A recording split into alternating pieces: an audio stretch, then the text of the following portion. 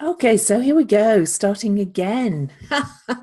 And you can't make this shit up because I was just talking about Mercury retrograde. Oh, oh, oh.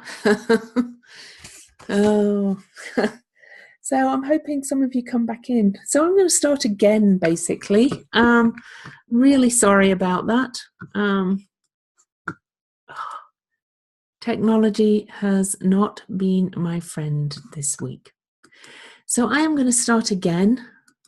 I did a brief little talk about how this will go. I'll talk about the energies of November. I will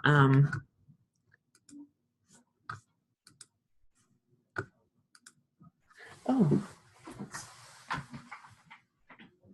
my daughter must be going on. Oh, she's at work. Okay, so I hope some of you will join me. I'm really sorry about that. Thankful for recordings. Oh, anyway, I do want to talk about where we're starting.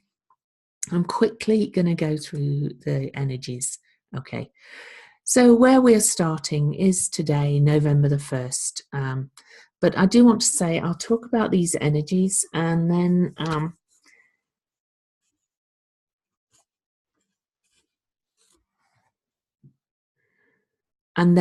I will do the mini readings. Then I'm actually going to ask you to do a shamanic journey, but I'm actually going to stop the recording and start it again so that it's a standalone drum track that you can do the journey to with brief instructions at the start. So here we are starting today. Silly me. And I'm going to just talk about the major aspects really of the month and the major energy shifts. So one thing I didn't mention in my post today, and I will mention on my page, is that we still have Venus conjunct Vesta at the moment, focus and commitment, and she's opposing Eris.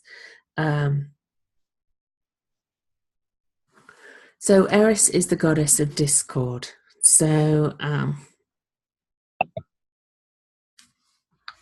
hi Jenna. Oh, I'm so sorry. I must have shared the wrong link in the group, so I decided to go to the link you have. I hope some of you have it or can make it now. So sorry about that.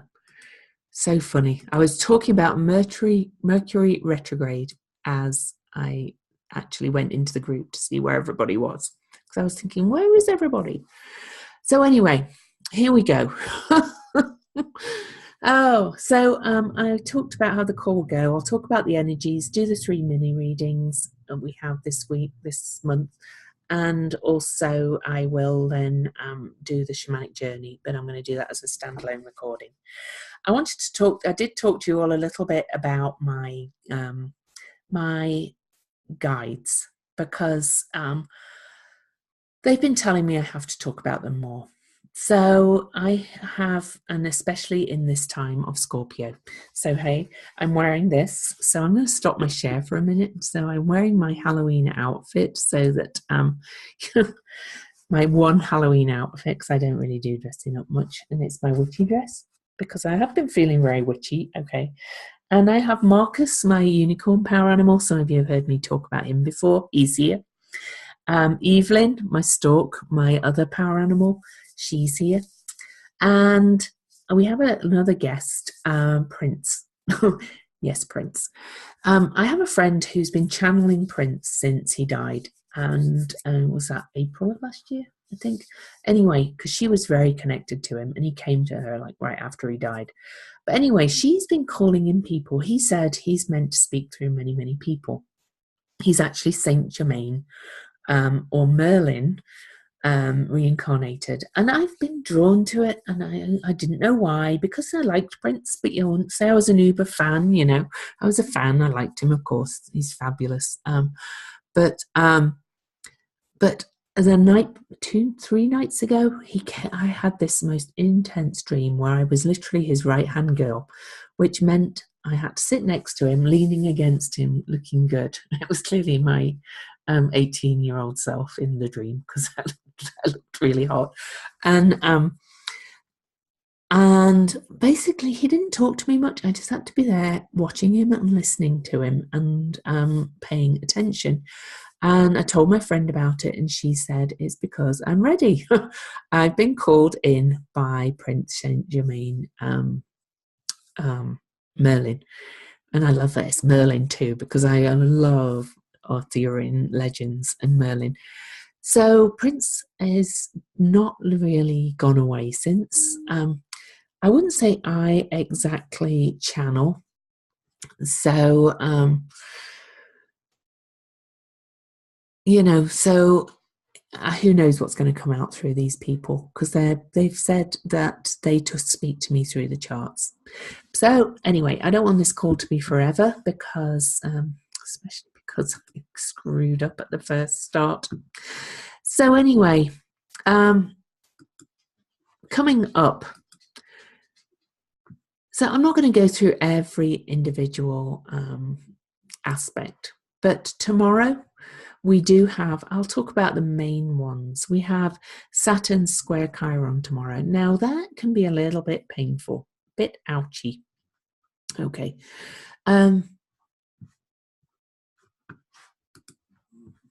Is it tomorrow? Yeah, late tomorrow, I think. Late tomorrow or early on.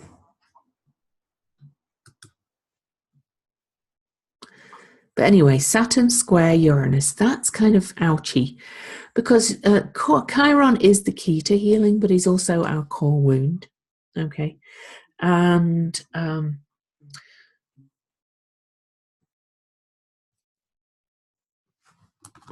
I'm going to turn my phone off. Somebody's messaging me, decided to message me. And Saturn is about, we've been creating boundaries around our truth and really kind of learning to stand up and speak our truth and stand up for ourselves. So with a square, that can be a little bit ouchy, and a fiery square, that can be induce a little bit of frustration, shall we say, and anger. So, it's tomorrow, actually. I did get that right. And so my daughter's birthday. Woo. So we have that square going on. I still cannot believe that I did that. Anyway, on Friday we have the new moon. Sorry, the full moon. The full moon is 11 degrees of Taurus, so we would have to move that along a little bit. But so the moon will be at 11 degrees of Taurus, the sun at 11 degrees of Scorpio. Now it's aspecting Neptune in Pisces. Okay, so there's got a real connection with the unconscious energy in this, because Scorpio is also kind of the deep, hidden, and Taurus is really all our touch, all the things we can touch. That's all manifest, including money. So this is really a manifestation full moon. There's some deep resources we can pull on in this. One thing I hadn't really noticed before is that it's squaring Ceres, which I actually think rules Taurus, by the way. Libra kind of rules Taurus, but Ceres also rules Taurus. So Ceres is Demeter, whose daughter Persephone got kidnapped and taken into Hades and ended up living 6 months in the dark side. Hi, I'm on a call. And 6 months above the planet, and above Hades. And when Demeter or Ceres was mourning, she killed the harvest.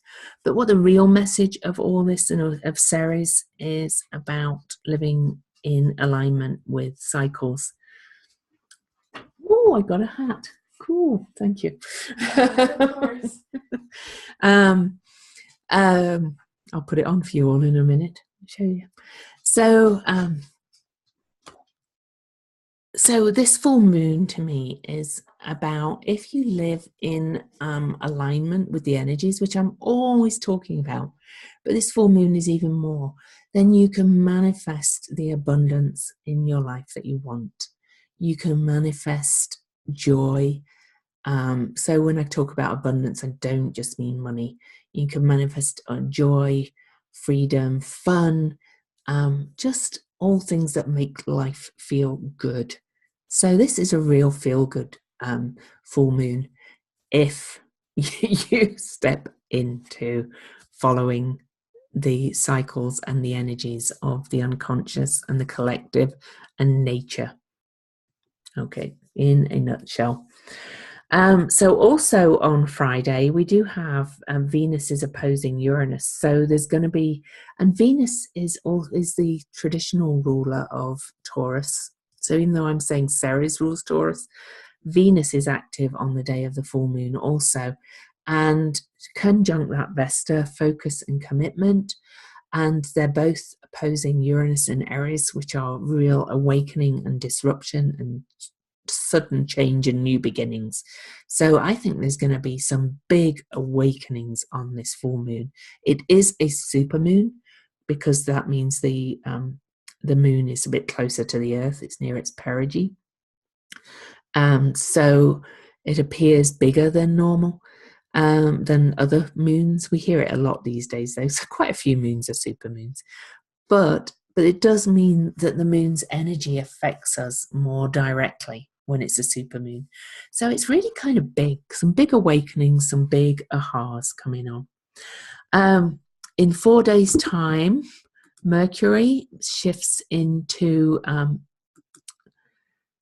Sagittarius. So whereas Mercury has been digging up all that shit in the patriarchy, he's now going to go to even being more of a truth teller and break free.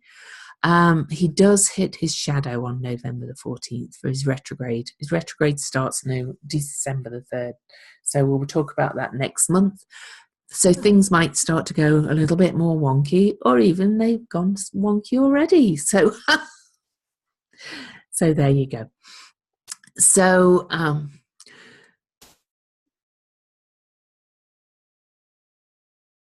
so also just after that, I'll talk about that in a minute. Venus into Scorpio then as well. Things are getting a bit passionate. Things are going to get a bit intense in love, in all things Venus. And I kind of love Venus in Scorpio because I have Venus in Scorpio, but a lot of people find it a bit stingy and a bit too obsessive. And but luckily me and my husband both have Venus in Scorpio at exactly the same degrees. So maybe that's why we've been married for over 20 years. Oh, just saying. That's funny. I make myself laugh. Then we have a bit quieter time. We have the sun. What do we have? Oh no, first we have Lilith going. Yeah, you do too. Yeah. First we have Lilith going into Capricorn. Now, Pluto rules Scorpio. So Pluto rules all this stuff that's bringing up the dirt about the patriarchy. It's no coincidence that all this dirt about Hollywood and our politicians and Manafort and all that stuff and Weinstein is all coming out once Jupiter's in Scorpio. But this doesn't happen every time Jupiter is in Scorpio, this intensely.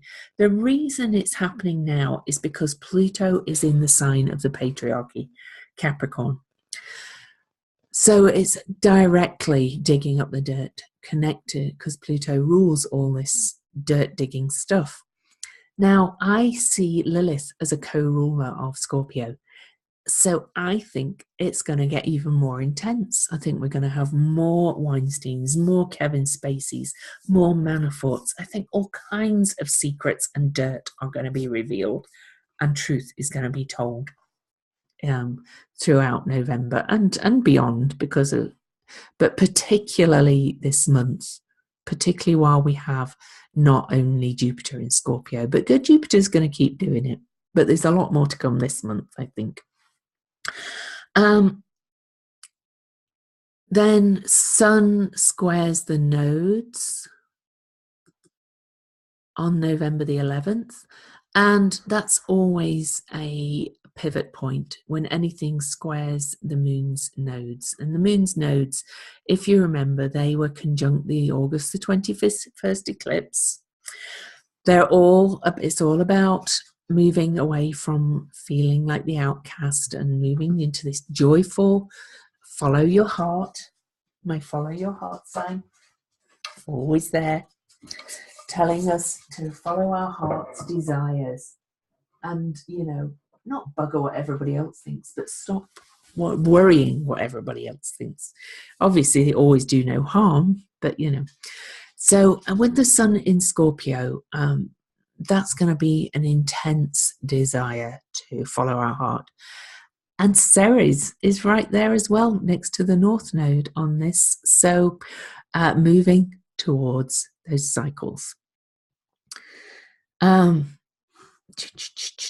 that's Sun square the nodes. Then Venus conjunct Jupiter. Now Venus conjuncts Jupiter every year, but this year is actually really special because of declination. I'm not going to go into a long-winded explanation, but that basically means they're not just at the same degree, but they're at the same height above the ecliptic. So these two are and they shine brightest in the sky. They are the stars that shine brightest, or the planets that shine brightest. And you can see them with your naked eye, and they're going to be almost exactly together in the sky in the morning, I believe. Watch my page to have me make sure, of November the 13th, 2017. Yes, it will be the morning, actually early. Now, those of you that are brave enough or obsessed enough, or like me, I will get up early or stay up really late, whichever, because it's going to be the exact conjunction is around 3:30 a.m. in New York. Why am I in New York, not Salt Lake? Doesn't matter. But so about 1:30 a.m. here. So maybe I'll stay up late. Because this is what they think could have been the star of Bethlehem that the wise men saw. When Venus and Jupiter conjunct in the sky, it shines so brightly, especially when they're at the same declination. That's going to be something to see. So get outside and look up. In astrological soul terms, this means Venus conjunct Jupiter will be a real upsurge in passion. Hi, Heather. Just so you know, I started late because I had the wrong link. I used the wrong link, not the link I put in the group. Oh, silly me. Anyway, so, and real intensity, but also... oh, she left, but she is at work. So Venus conjunct Jupiter is intense in passion, intense in obsession, intense female energy. Lovely, lovely day. Venus conjunct Jupiter. Then Mercury will square Neptune the next day. Let's say the next day. November the 14th, and that's when Mercury's going into his shadow. Things are going to get a bit wonky. Also wonky because he's squaring Neptune, and because Neptune makes communication confusing. So middle of the month, really confusing, but great for messages from the subconscious, always a plus. So I'm going to whiz on a little bit because we kind of have some nice easy aspects for a couple of days, but we also have a new moon on November the 18th. And it's actually at, I do have the new moon chart, but I'm trying to go through things quickly. So it's actually at 26 degrees of Scorpio and 19 minutes of, and 19 minutes. There it is. So this again is another manifestation, new moon. So with this, it's full of manifestation this month. Ability to manifest anything you desire, really. So, you know, you can make more money this month. You can bring in more money from others. I've been actually winning raffle prizes, like, and I never normally win these things, and they're just flowing my way because I'm in alignment at the moment. 8 is the number of abundance and manifestation too, but also infinite connection with the what lies below, and it's a 26-8. It's in direct opposition to Sedna, who in Sedna in Taurus, she's really also about drawing in manifestation. I'm not going to go into her myth, but Taurus is about manifestation, so more of that. She's also the new moon is also in aspect to Chiron, so it's got that connection. Hi, Kimberly, with the true Christ consciousness, and Saturn is also at the same degree. So we have another powerful new moon. Of course, powerful is just a word you have to use in Scorpio. So we're kind of setting off the next season on November the 18th with some real kick-ass manifestation times. Everybody always comes up with these stories, right? That it's a slow time for business. It's a slow time for this. I think that's bullshit. You know, you can make money at any time. Holiday season can be a great time to bring money in if you're in your own business. It can be a great time for retail, of course. So there's going to be a lot of money flowing in, I think, coming up in this holiday season for those of us that are working in alignment and want to bring things in. So where are we going next with aspects? I want to just talk about any other major aspects. We do have Mars coming up to square Pluto too. So Pluto's at 17 degrees there of Capricorn. Mars, so that's the patriarchy. Mars in the most feminine of signs, Libra, but a bit passive aggressive in there. That could bring Mars, Pluto squares can bring some aggression and violence. There could be, you know, words of war spoken that day, or there could be more incidents like yesterday's horrible incident in New York. Of course, the full moon isn't helping that one. But I don't like to dwell on those things. But it could be a day where really you have to just watch for frustration and aggression, but powerful energy to grow and transform. Then Neptune. Venus squares Neptune. Sorry, Venus squares the nodes, the moon's nodes, on November the 22nd. So again, what I said to this about the sun, you know, it's a pivot point. In relationships, you can move to more joy in your relationships there. And that includes all significant relationships, all right? At the same day, we move into Sagittarius season. Yoo-hoo! This Sagittarius loves Sagittarius season. It's the lightest time of the year for me. I used to make the whole holiday season my birthday party. I'd go from out every night, and it was all about me. No, not really, but all about me having fun, that is. Okay, Neptune. Neptune turns direct on November the 22nd. So there we go at 11 degrees. And so not only do we have Mercury in his shadow in the second half of the month, we have the Neptune station, and we had that Mercury squaring Neptune that I mentioned a few days before. The second half of November is not a time for linear thinking, shall we say. It's a time for trusting and surrendering to your intuition. It's a time for letting go of preconceptions.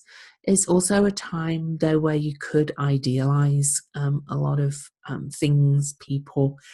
Somebody could appear who really kind of pulls the wool over your eyes a little bit, or you could just allow the wool to be pulled over your eyes. This is a time for doing the morning pages, for journaling, for journeying, for meditation, for really trusting that inner voice or God's voice or whatever you want to call it. Okay, for really going within. Really important, all that. I'm just going to skip to some other really important bits. We do have a Mercury. Oh, I think my daughter's gone to work. I'll put my hat on for you in a minute. I've kind of got a bit lost. Mercury, squared something. Can't be that important. Oh, squared Chiron. Missed that one. Not just follow my page for updates like that. Okay. Big aspect to finish the month, though, is Mars first opposing Eris, and then on the very last day, pretty much in opposition already to to Uranus, with the moon there. Look at that. We have Eris, the moon, and Uranus all at 22, 24, and 25 degrees of Aries. Oh, and Pallas Athena, so wise, just warrior, with Mars opposing it. This is going to be a day full of sudden things, sudden breakthroughs. Again, could be a day where accidents happen. I would be, if you can, I would suggest actually not driving on that day, on the last day of November. I'd stay home. Okay. Is that fair? Because,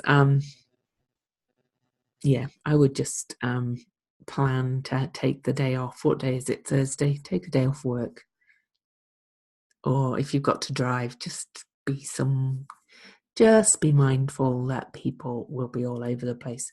But if you're doing anything at all creative, or if you're looking for some breakthroughs in some areas of your life and some new beginnings, that's also the day for it, for really shaking things up.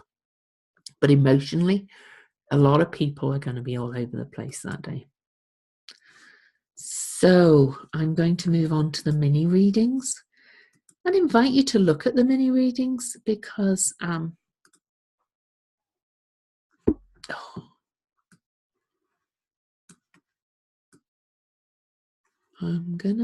lost the chart. Oh no, there it is.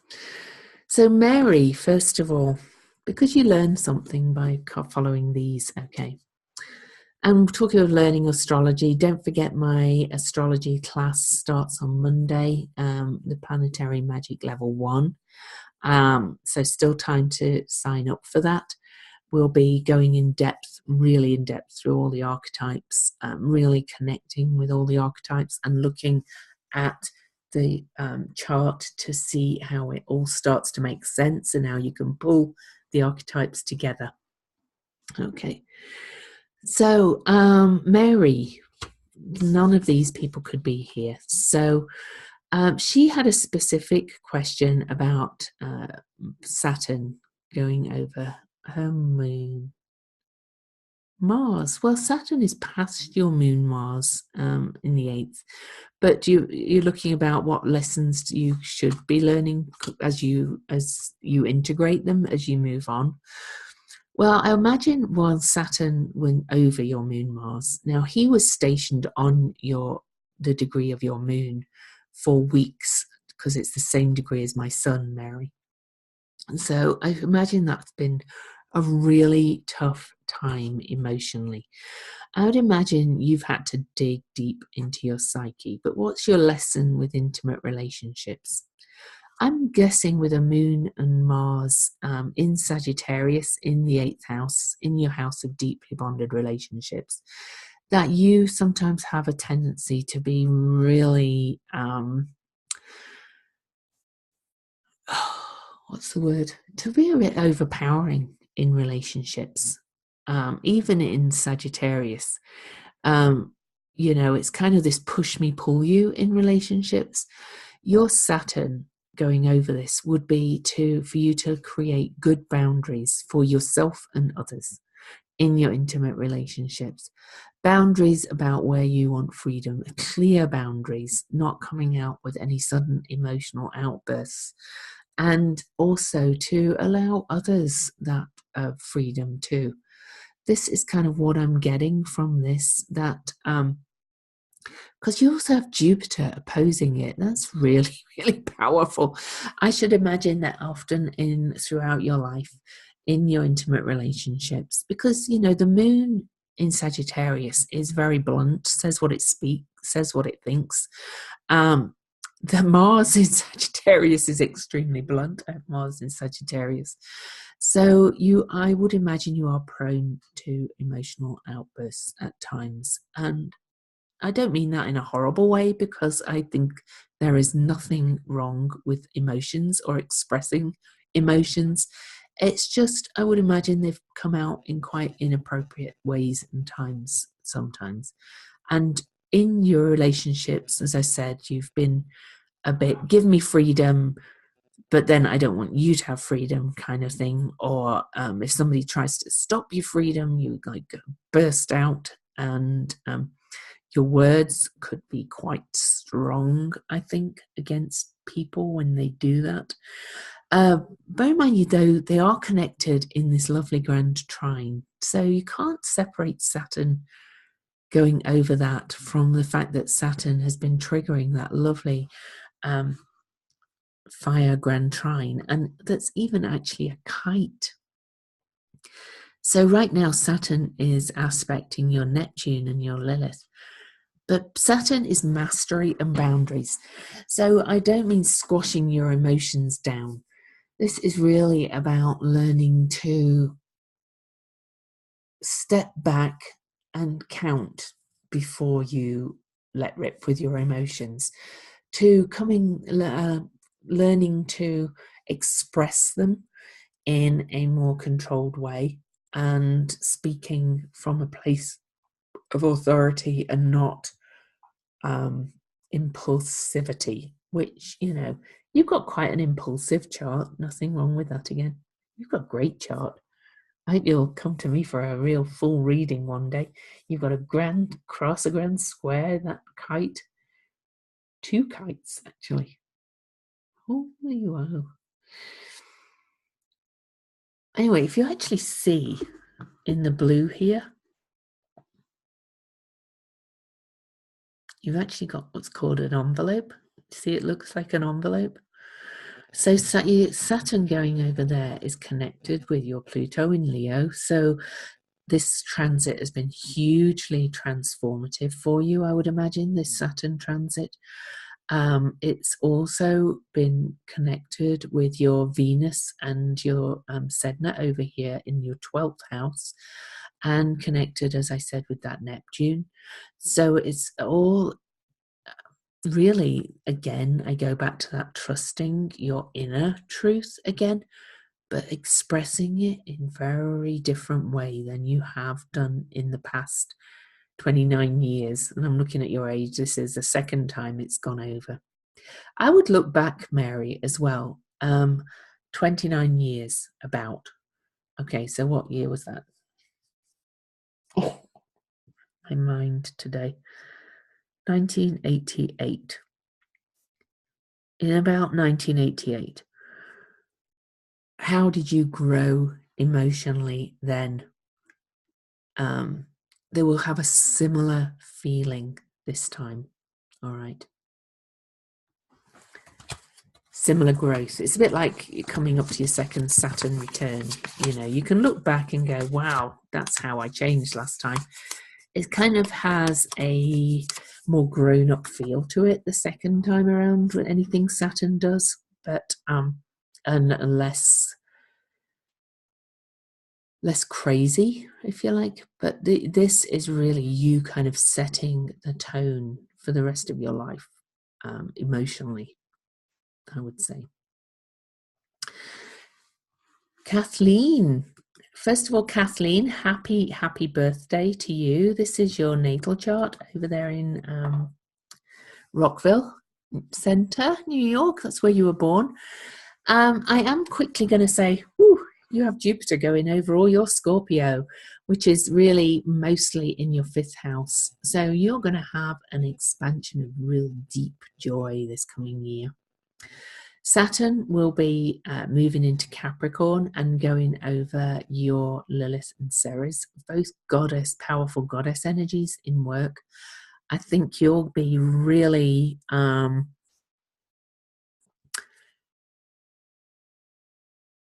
mastering your expertise in your work in a very goddessy kind of way.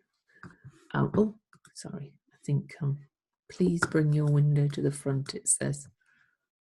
Oh, it's to the front. Let me.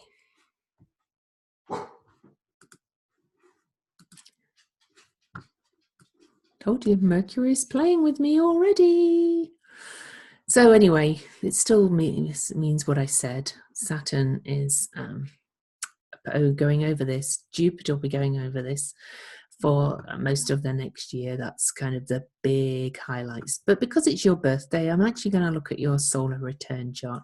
Not something I would do normally on a mini reading, but as a birthday gift, I decided to take the time to go and create this as well.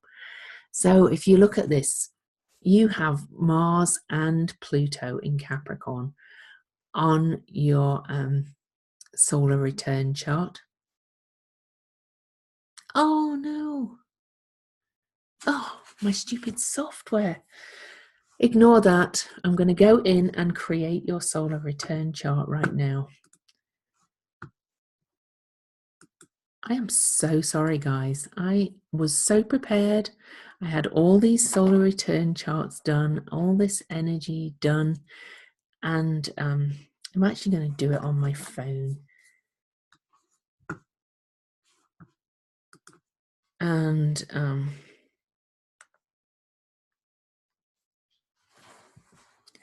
things are just going weird for me very much today. So I don't want to do a new chart. I want to open your chart.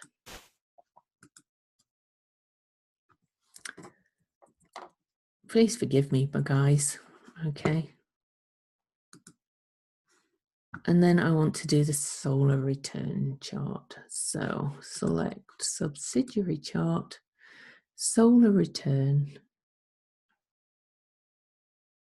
It says it's doing it for this one today for 2017. And then it comes up. Oh, Lord above. I'll have to tell these people. So I'm going to do it for next year because that's what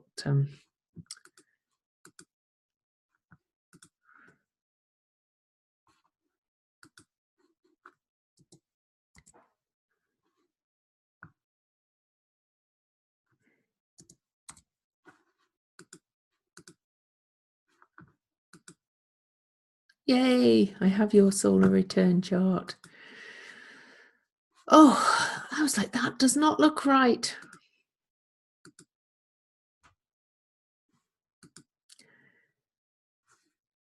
So this is your solar return chart. So I'm going to go back to sharing.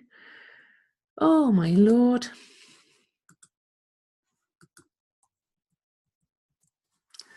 Okay, that makes more sense.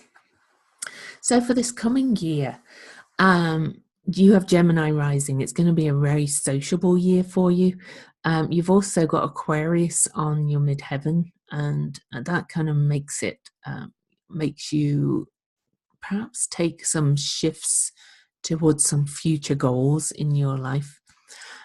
You've got a heavy emphasis this year, and just look in. You're gonna perhaps do some big life-changing travel, or at least travel of the mind, where you do some deep exploration because you've got Pluto in your ninth house.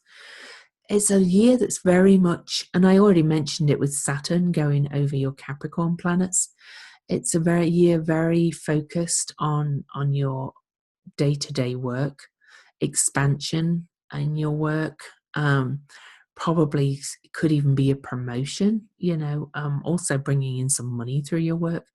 A good year for your work, I'm going to say. Also a good year for love affairs. You can have love affairs with, current partners.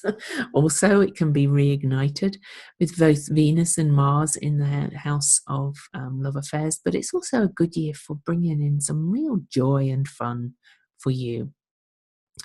Your moon is over there in the 11th house, which is ruled by Aquarius. So it's got quite an Aquarian feel, and a very mental year. This is Virgo, which is the mind, ruled by Mercury, but also by Chiron. This is an air sign, which is a very mind sign as well. Gemini, the mind. Aquarius, the higher mind. The 11th house, mind. You're going to have a lot of mental activity going on. You could take a transformative form of study even that takes you to a land foreign to you, or you could study foreign culture, or even something like Buddhism that's connected with an Eastern religion that's going to really kind of deepen things for you and change things for you. But I see it as a very expansive year.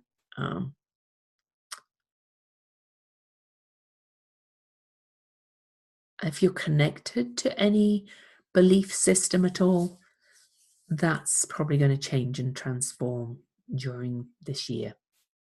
Okay. So if you've got any questions, Kathleen, please let me know. But that's a nice chart for the coming year, I'm going to say. That is good. Saturn, I'm always accused of being overly positive by a friend of mine who's not so positive. I'm going to say it's Saturn and Lilith in the 8th house. That could mean a little bit of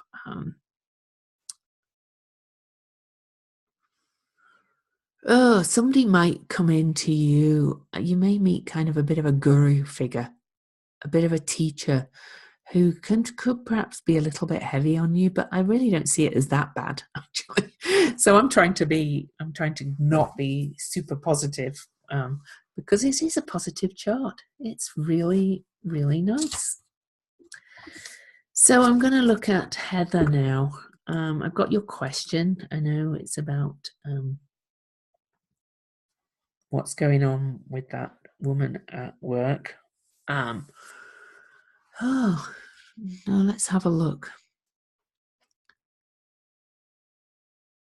I suspect that this has to do with Uranus and Chiron. Uranus is transiting your Chiron, and Uranus will go direct on January the 2nd.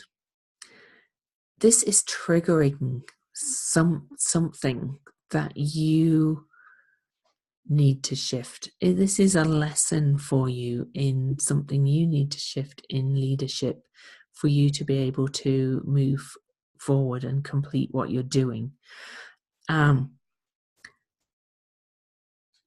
Looking at the overall energies, I'm kind of getting that, I know I've spoken to you. Hi, Angela. Sorry about the confusion. Oh, I feel so bad about that. Anyway, if you've listened to the rest of the call with the rest of the aspects where we have these aspects to Uranus and these big awakenings this month, because this is in the area of your work. I know it's studies, but it's also your work. You're kind of being asked to learn a healing lesson about how you interact with this woman. I feel she is showing you something that you need to learn about yourself. Now, let me go back to your question again.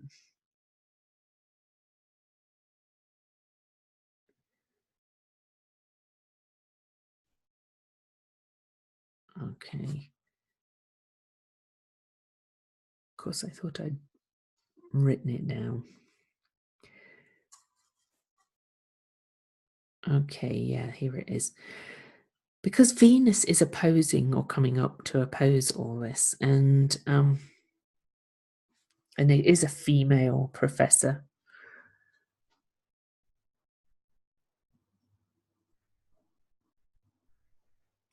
I really think that you are being asked to go within and see, not change. That doesn't mean, oh God, why does this keep happening? Sharing stopped. I don't know why this keeps happening. It keeps just flipping to another thing. Sorry, Angela. You think Mercury was retrograde for me already? Perhaps learn how you communicate with her, and if you can bring some reconciliation and healing. I do, whilst she is the professor, and you might say, oh, it's down to her. I'm wondering if there is something you need to look at and perhaps integrate some of this opposition from her, and just communicate with her and go, hey, kind of thing, can we talk about this, and can we discuss the differences, rather than saying this is my style and that's it. There's an element of you healing something about being in Aries, Chiron in Aries, of being right,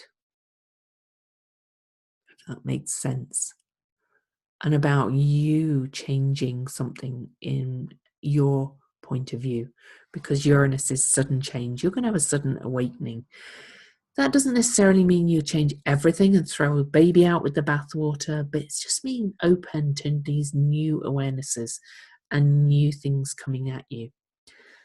She's a reflection of something in you, and if you're not going to be open, and if you're going to dig your heels in and say in rightness, then you may get your graduation delayed for 6 months, if that makes sense. I'll be brutally honest there. I think this one is about you. The good news is the North Node is going over the top of your chart this month. So this is a time to step into your leadership and following your heart. So I think really it's up to you how you handle it, but this is not about being stuck in rightness and my style. This is my style, take it or leave it. Okay. Makes sense? I hope. Alrighty, so I'm going to stop the share. Those of you at the beginning that missed my call. Oh, Jenna went, and anyway, I'm wearing my Halloween outfit for you because it's Samhain today. Samhain, that's how you say it, by the way.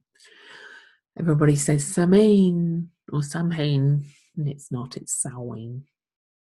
So we're actually going to do a journey. Okay, so let's see if anything else will be working for me today. So I am just going to get up the YouTube. I think, So many technical things. I might just post both recordings in. The one where I was just talking to myself and the one where I at least had some of you who showed up live. And in the meantime, just a reminder again that my class starts on Monday. Planetary Magic, if you want to learn astrology, if you want to learn how to pull it together, how to start to see it and just go, oh yeah, and how it's affecting you, more importantly.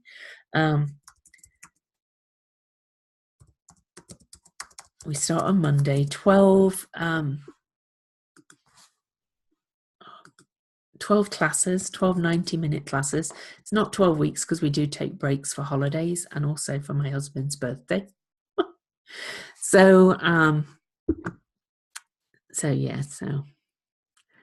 I am going to do quite a short one, I think, this time, because we've been in quite a long time. I'm going to do a Michael Harner one. So if you haven't done, I think everybody has done shamanic journey work with me before. If you haven't done shamanic journey work, just let the music take you where it takes you. Now, there are 3 worlds in the shamanic world. Actually, let me stop the recording and start again. So we have 2